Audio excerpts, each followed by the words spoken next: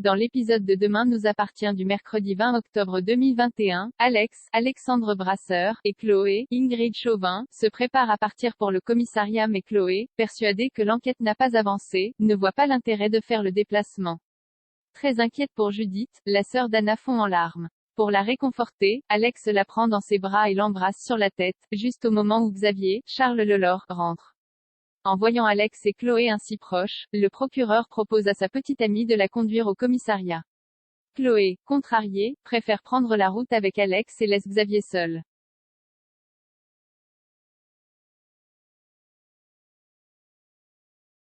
Chez les Lopez Diallo, Jaya, Nastasia Kruge, est en boucle sur Jordan, Maxime Lelu, avec qui elle doit faire un exposé sur la justice.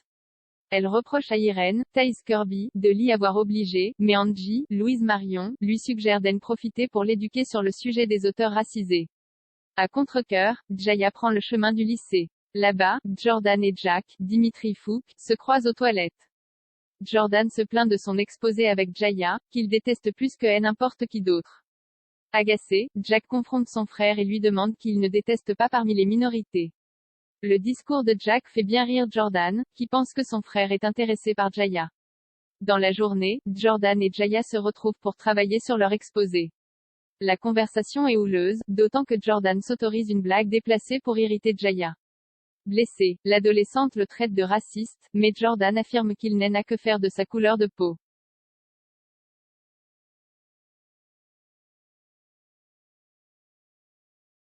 Dans le même temps, Christelle, Ariane Séguillon, et Sylvain, Arnaud Henriette, rentrent après une escapade de plusieurs semaines. Visiblement plein aux as, le couple a profité d'hôtels 5 étoiles et visité Deauville. Sylvain se félicite d'avoir gardé le lingot d'or, qui leur permet aujourd'hui de mener une vie de rêve. À son retour, Charlie, Clémence Lassalas, s'étonne de découvrir Christelle et Sylvain en vêtements de luxe.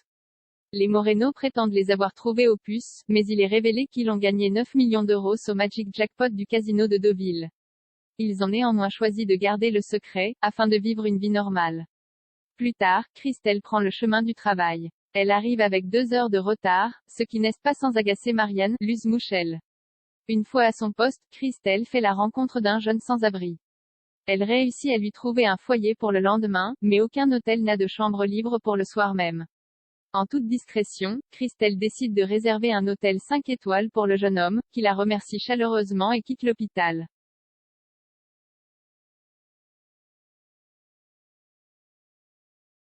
Noah part au secours de Judith.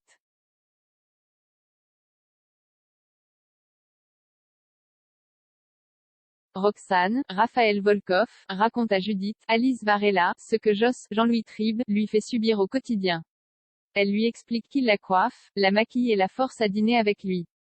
La veille, il lui a même demandé de danser. Et chaque fois, il l'appelle Asia. Judith, de son côté, culpabilise d'avoir cru Noah, Tristan Jérôme, coupable.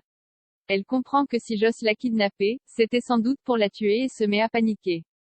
Roxane tente de la calmer. Au même moment, Joss remplit le chargeur de son fusil de chasse à double canon. Noah reçoit la visite de Sarah, Camille Genot.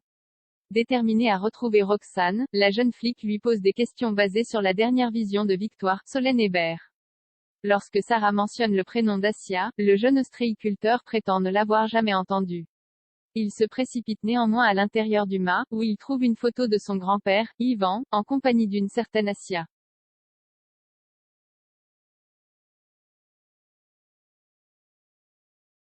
Plus tard, Joss surgit face à Judith et la menace de son arme. En larmes, la fille d'Alex et Chloé l'implore de ne pas la tuer. Pour détourner l'attention du ravisseur, Roxane prétend avoir mal au ventre et l'envoie chercher des médicaments. Joss s'exécute et passe par le mât, où Noah, suspicieux, lui pose des questions. Le vieil homme se montre agressif, ce qui met la puce à l'oreille de son petit-fils. Pour porter secours à Judith, Noah grimpe dans le véhicule de son grand-père en catimini.